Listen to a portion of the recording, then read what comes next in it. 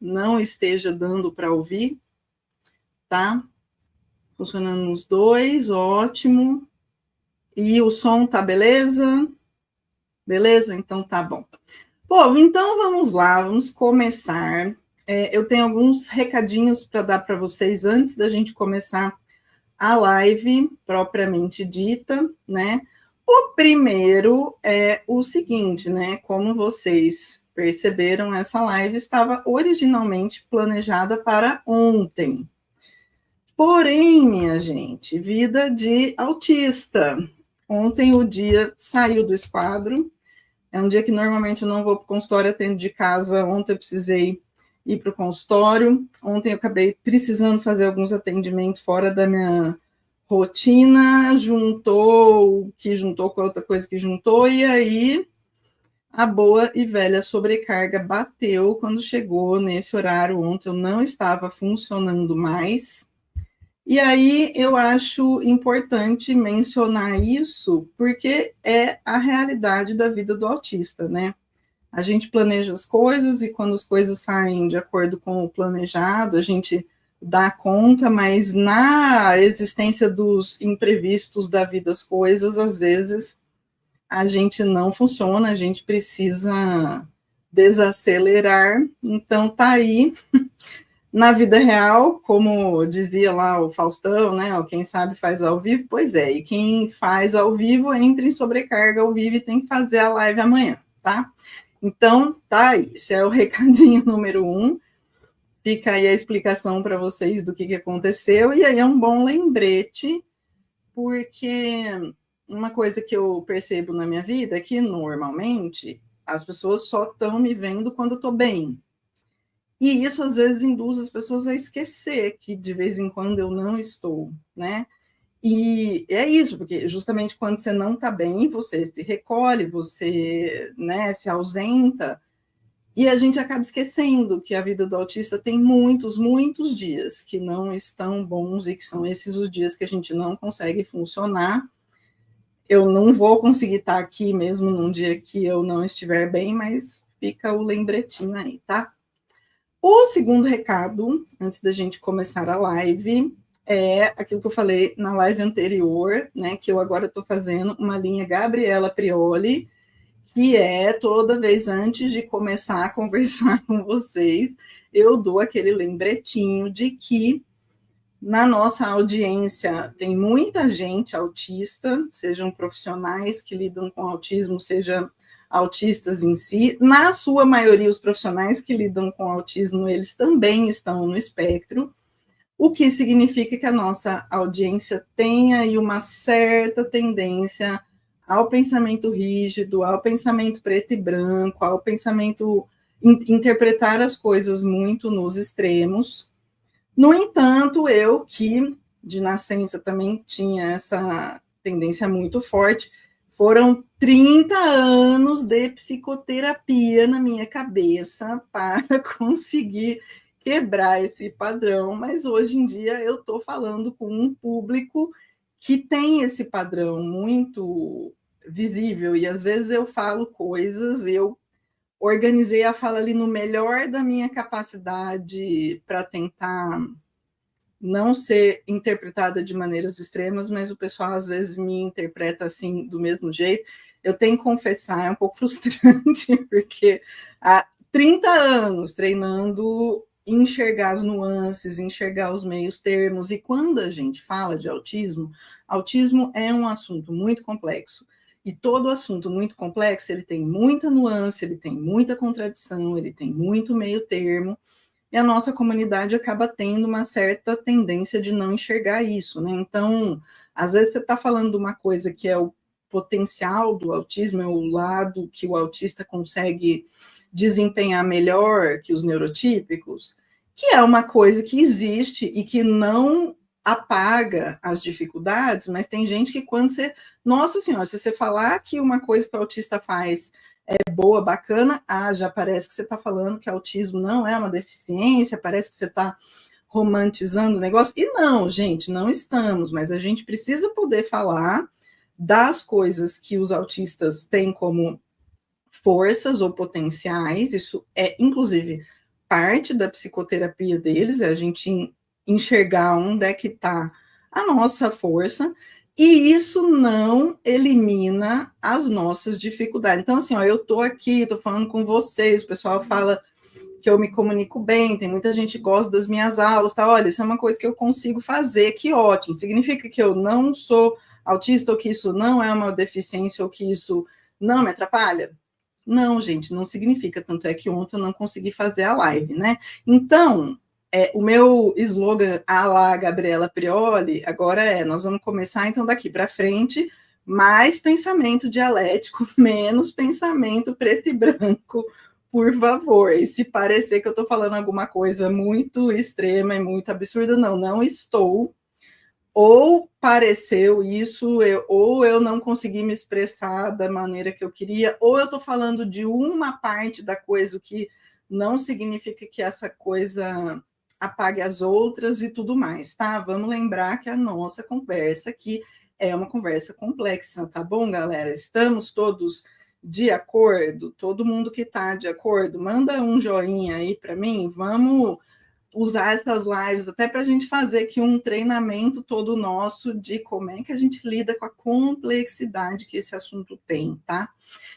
A live de hoje já vai falar de coisas mais complexas do que a live de sexta-feira, e eu também vou anunciar para vocês que vai ter uma outra live. Ai, Ana, obrigada.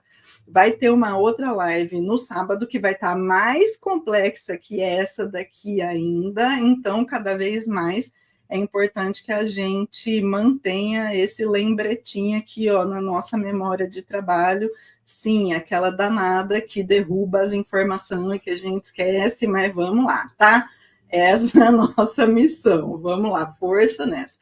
Bom, então, na live passada, eu estava falando para vocês de que muita coisa que parece simples chega lá no consultório parecendo uma simples ansiedade, tal. Quando a gente vai ver, poxa, não é simples, a ansiedade não é a questão, a ansiedade é só a fumaça, você precisa achar onde é que está o fogo para conseguir resolver essa questão aí que está causando a fumaça. A gente estava falando dessa dificuldade de lidar com esse tipo de paciente, e aí eu tinha dito para vocês que nessa live, que seria ontem, mas está acontecendo agora, que a gente ia conversar sobre quais são os custos disso, quais são os custos de não conseguir perceber esse tipo de coisa, né?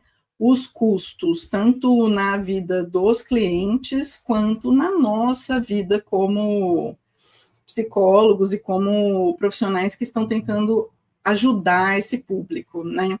Então, a gente estava falando aí da ansiedade como a ponta do iceberg, hoje a gente vai tentar aprofundar isso um pouquinho mais, e na live de sábado mais ainda, tá?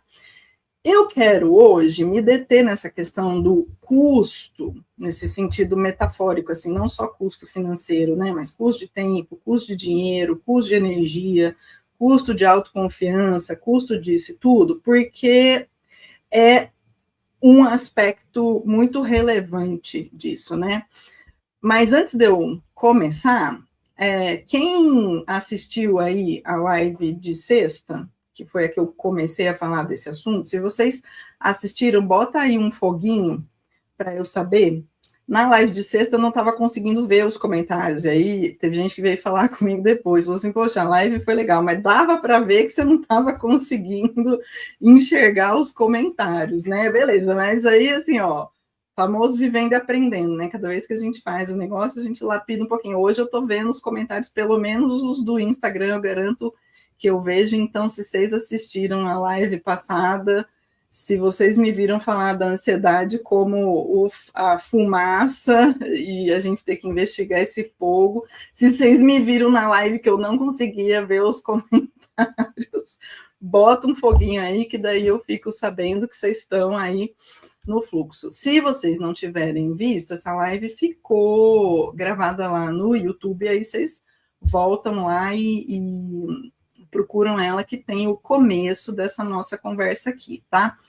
Mas agora, vamos passar para a próxima etapa dessa conversa. Então, assim, ó, quando a gente fala dos custos de não enxergar o que essa neurodivergência que está lá por baixo dessa ansiedade, por exemplo, que nem eu falei, os custos de atender um cliente como eu e me ver fazendo um monte de coisa e acabar ignorando as minhas dificuldades, as minhas limitações, né? Ignorar toda a parte de que jeito essa pessoa está conseguindo ou não está dando conta da vida dela. Isso tem um custo que, para começo de conversa, é um custo que sai muito alto para o paciente, né? O custo é de não ser corretamente identificado, e aí receber diagnósticos equivocados. A gente fala muito isso no caso das mulheres, porque as mulheres são as vítimas preferenciais dos diagnósticos equivocados nessa categoria, mas não são só elas, tá? Homens também passam por isso. E quando a pessoa recebe esses diagnósticos ou errados, ou então o profissional está tratando só alguns sintomas, mas não está olhando para o quadro geral, uma anamnese mal feita, em que você olhou para aquilo que o cliente trouxe como queixa, mas você não investigou outras questões na vida dele. Ele recebendo o diagnóstico errado, isso significa que ele também vai receber um tratamento errado. O tratamento errado, como você está tratando um problema que não existe, o problema que existe continua lá. Esse cliente não vai ver melhora nesse percurso, nesse investimento que ele está fazendo.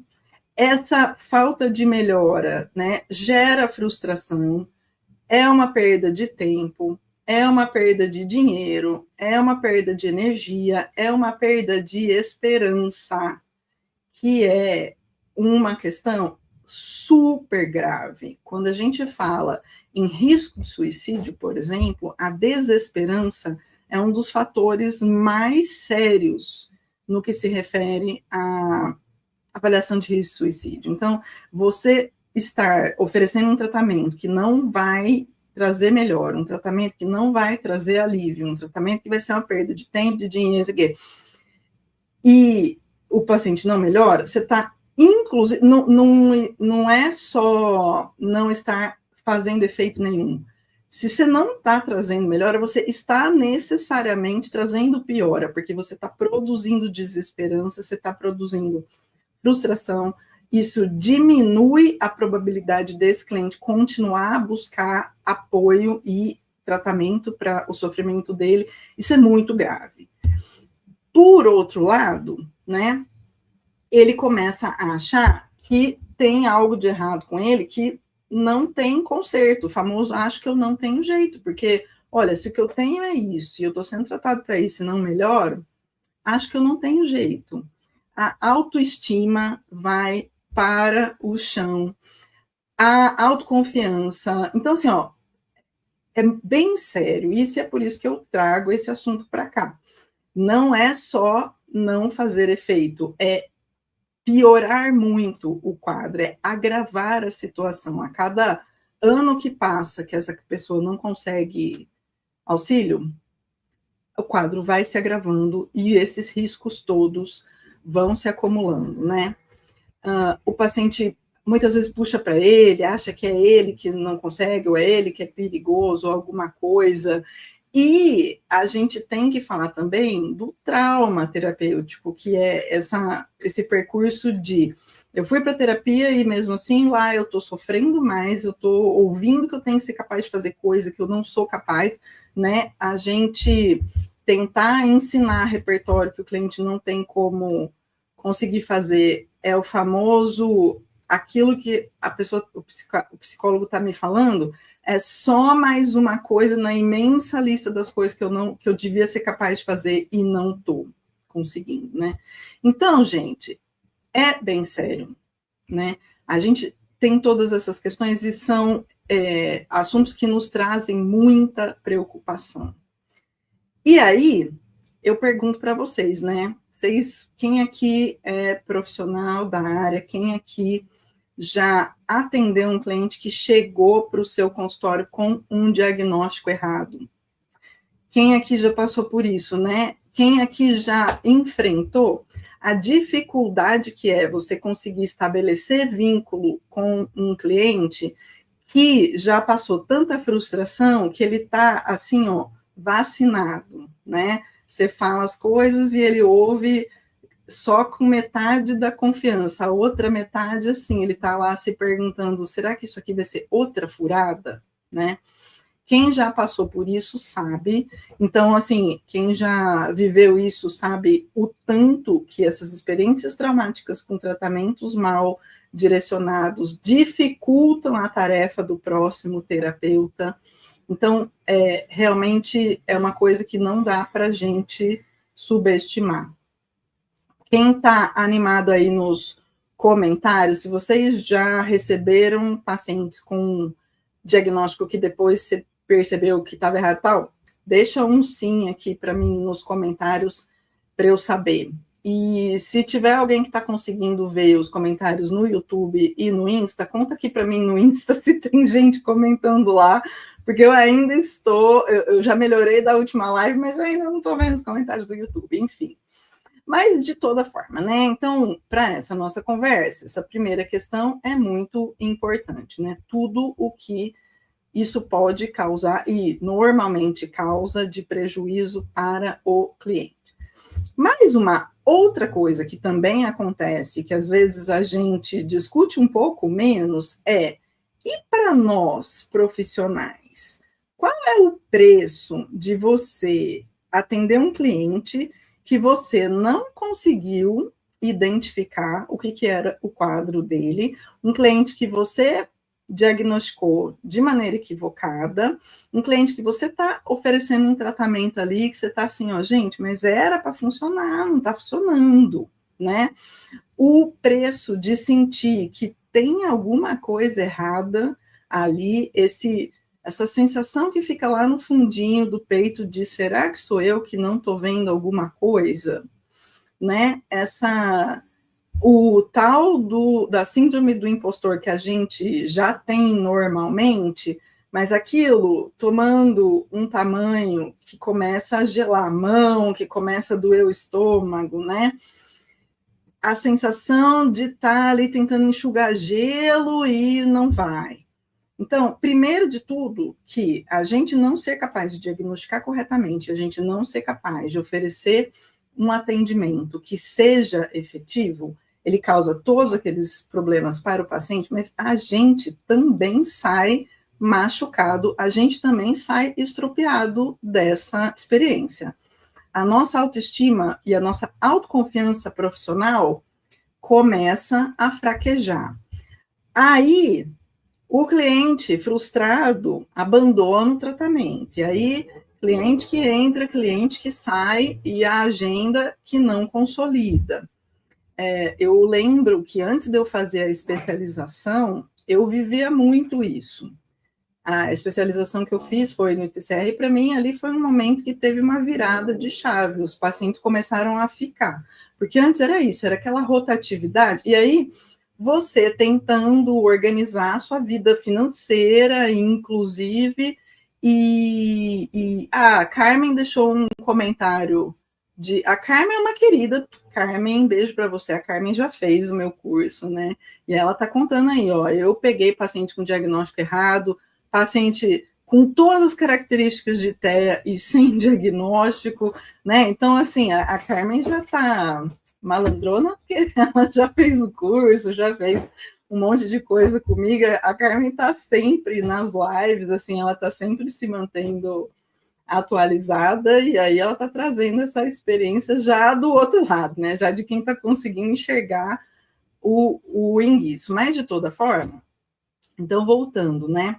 Além do medo, além de todos os problemas que causa para o paciente, além dessa sensação de insegurança, além da gente não conseguir se livrar da síndrome do impostor e a gente começar a desconfiar que não é nem uma síndrome, que talvez seja verdade, aquela sensação de a gente normalmente a gente vive muito a relação empática com o paciente, né? Então, a gente sofre de ver a pessoa sofrer. E aí, às vezes, as pessoas me perguntam assim, como você aguenta ficar o dia inteiro ouvindo problema, ouvindo sofrimento? E eu já parei para pensar nessa pergunta, e, na verdade, eu acho que, para mim, o que acontece é que, normalmente, eu não estou ouvindo só o problema.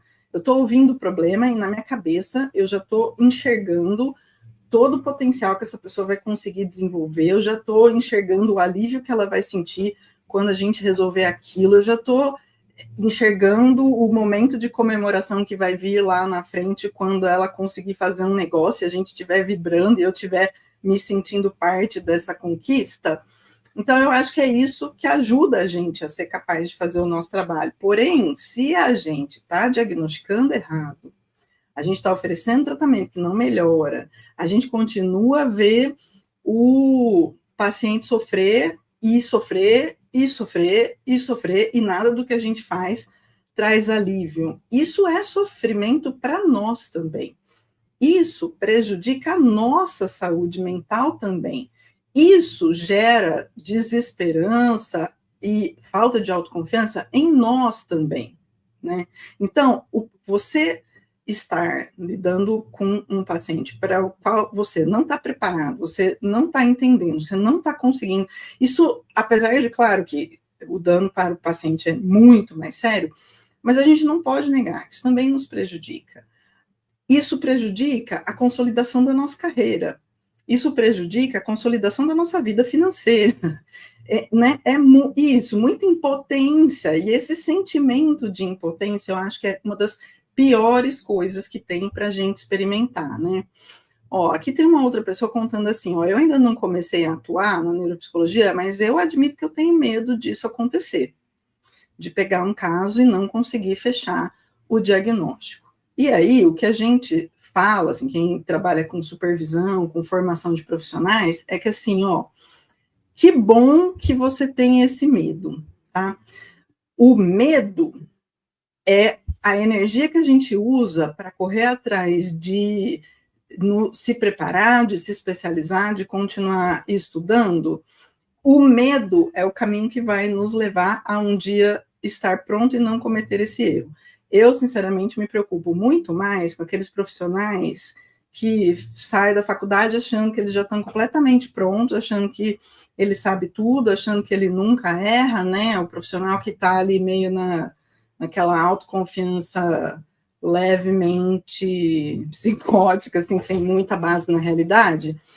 Esse é com quem a gente se preocupa, tá? Então, quem tá com medo, gente, abraça o seu medo é seu amigo, a natureza botou o medo na gente, que é pra gente estar atento e cuidar de situações onde pode haver sofrimento, e, ao mesmo tempo, eu tô aqui para tentar ajudar vocês a conseguir lidar com esse medo e a conseguir desempenhar e trazer um trabalho que não só não produza o que a gente chama de efeitos iatrogênicos, né, que é piora que foi causada pela intervenção que deveria estar trazendo alívio. Então, quando a gente fala de efeitos traumáticos de uma psicoterapia mal feita, isso é um tipo de efeito iatrogênico. Então, a minha missão aqui é ajudar vocês a, primeiro de tudo, não causar efeitos iatrogênicos, mas também a proteger a própria saúde mental do cuidador, a proteger a vida financeira do cuidador, a proteger a agenda do cuidador e a nossa autoconfiança enquanto profissionais, né? A Carmen, fofíssima, está dizendo aqui que meu curso é muito bom e que ela super indica e que salvou a vida profissional dela.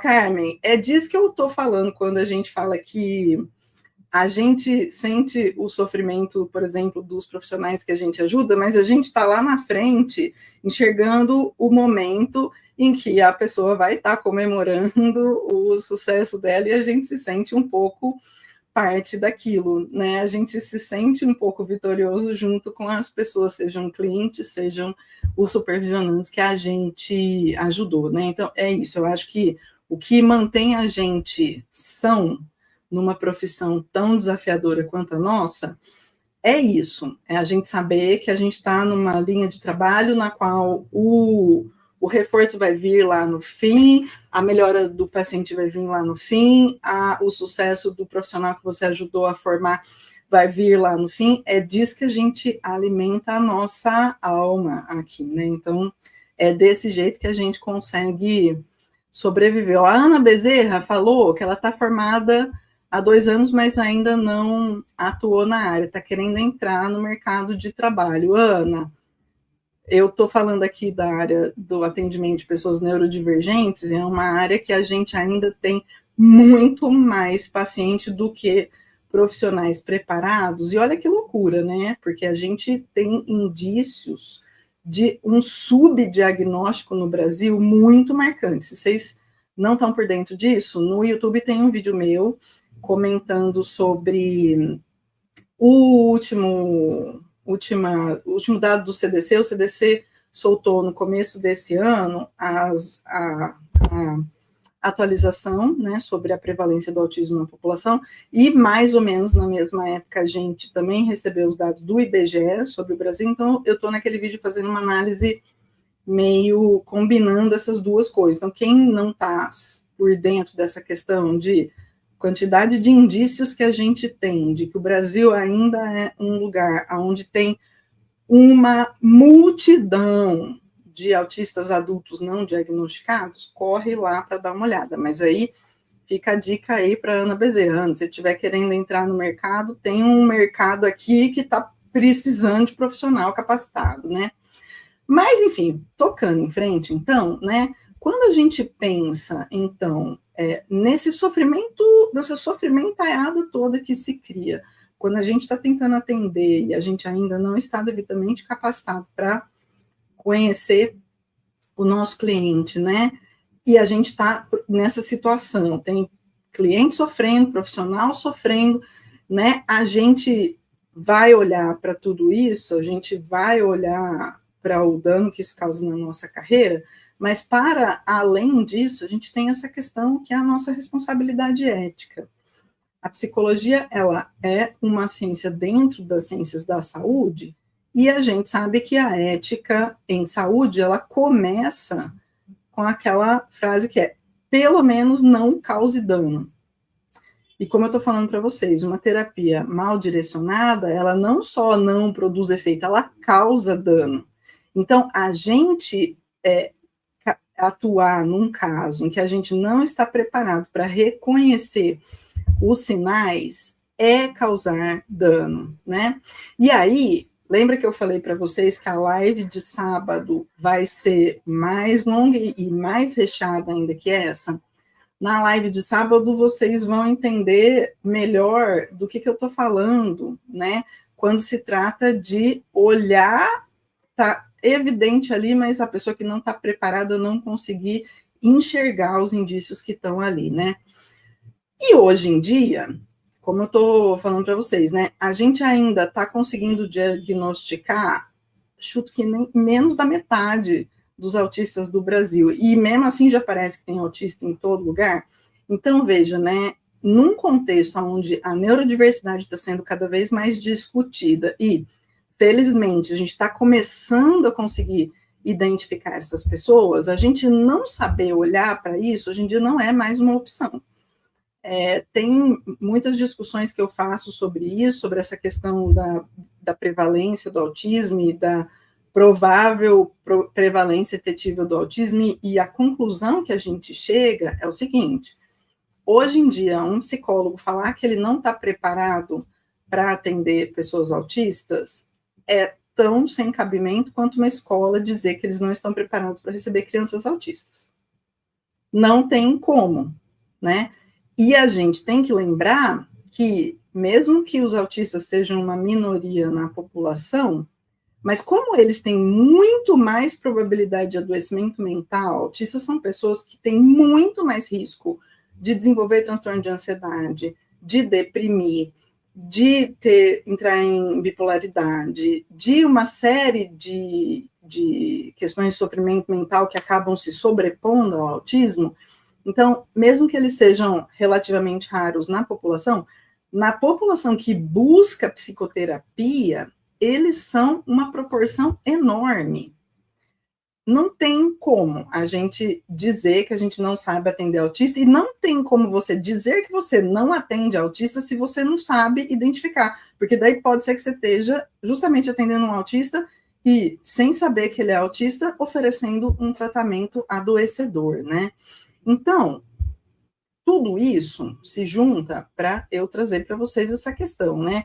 É uma questão ética, é uma questão estratégica, é uma questão para a nossa carreira, é uma questão para a nossa saúde mental, é uma questão, como eu disse, falar de autismo é sempre tudo muito complexo e, no que se refere a essa situação como um todo, não é menos complexo, né? Quando a gente não entende o cérebro desses pacientes, a gente perde a capacidade de melhorar a qualidade de vida daquela pessoa e a gente acaba virando mais uma peça nesse sistema que falhou com essa pessoa a vida inteira, né? É horrível a gente pensar na gente desse jeito, né? Olha só, a Andréa Viana está dizendo que ela está aqui por indicação de uma paciente e da terapeuta dela, que você imagina. Ô, Andréa, você está cercado pelos meus filhotes, né? Eu falo que o pessoal que faz curso comigo, principalmente o pessoal que faz supervisão comigo, eu falo que são os meus filhotes.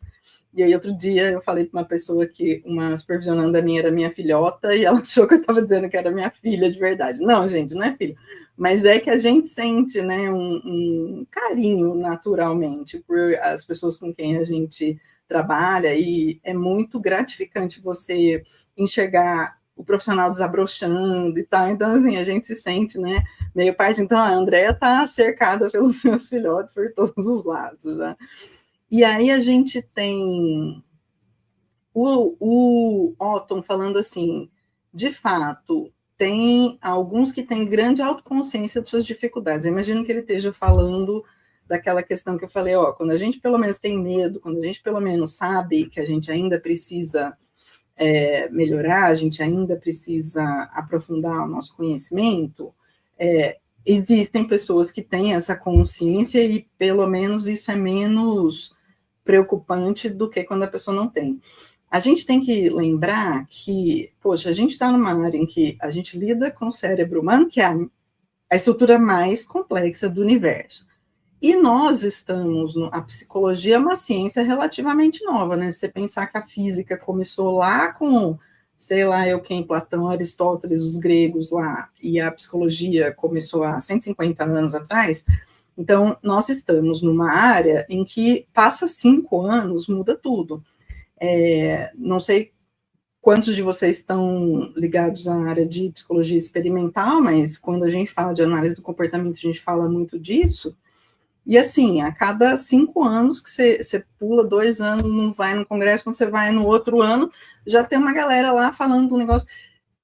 Da época que eu me formei, eu tenho 15 anos de formada, né?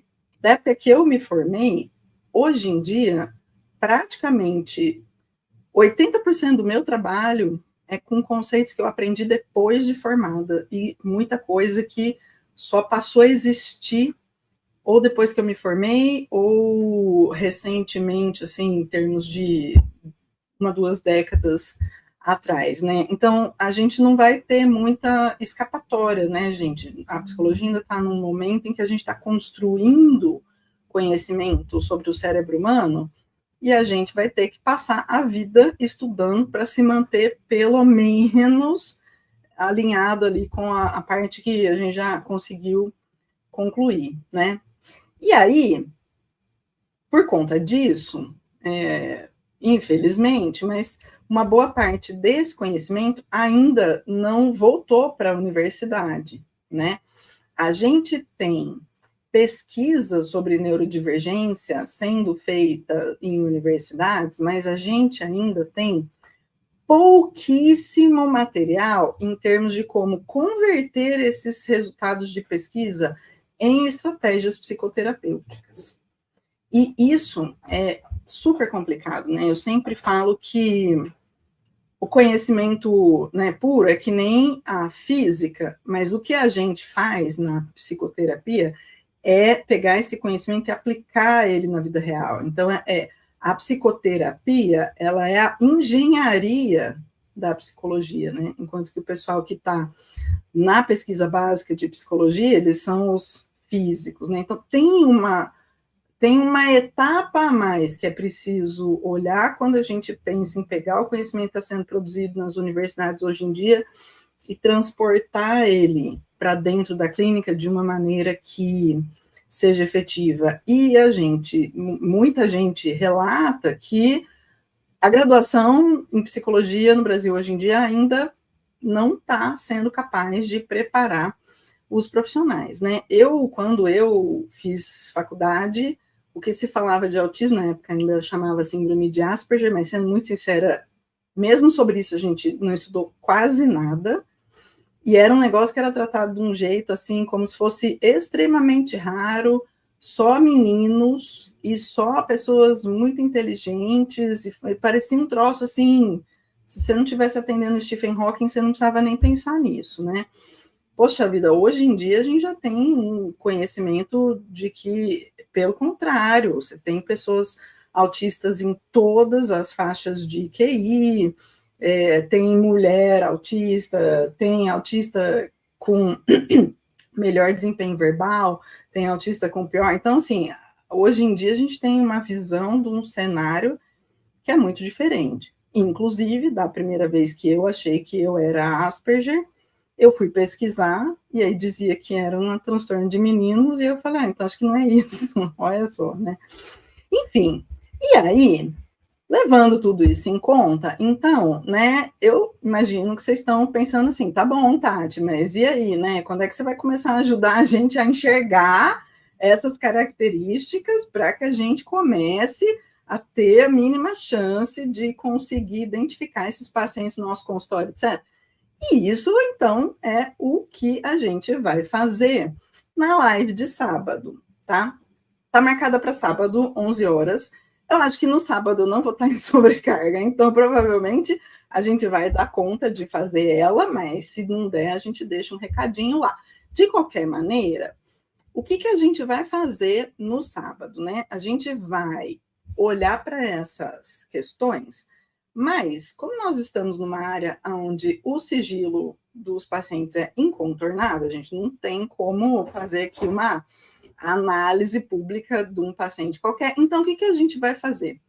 A gente vai conversar sobre uma personagem de um seriado que, na minha opinião, é uma das personagens autistas mais bem escritas do universo dos neurodivergentes na mídia, e a gente vai usar o caso desta personagem para identificar e treinar o nosso olhar clínico. E aí eu vou fazer isso junto com vocês. Quem tiver a fim de entrar nessa comigo, eu vou estar falando da doutora Mel King, que é uma personagem do seriado The Pitt, que passa no Apple TV. Então, se vocês ainda não assistiram e quiserem dar uma olhada, assim, ó, não precisa assistir a temporada inteira, mas se você assistir os primeiros 3, 4 episódios, vocês já vão ver várias coisinhas que eu vou trazer sobre a história dela aqui. Então, fica aí a dica, se vocês quiserem, programa para o sábado, a sexta-noite, o sábado de manhã, vocês já dão uma espiada lá nos primeiros episódios de The Pitt. A gente vai falar da doutora Mel King. E a gente, por conta disso, vai fazer uma live um pouquinho mais longa e mais detalhada. Então, eu vou me encontrar com vocês aqui no sábado, às 11 horas. Vou estar no Insta e no YouTube, porque agora eu já descobri como faz isso, e talvez no sábado eu tenha descoberto como que eu faço para ler os comentários do YouTube, que hoje eu tenho um amigo que está me ajudando e está colando para mim os comentários do YouTube aqui, mas tudo bem, né? A gente dá um jeito e acaba fazendo acontecer.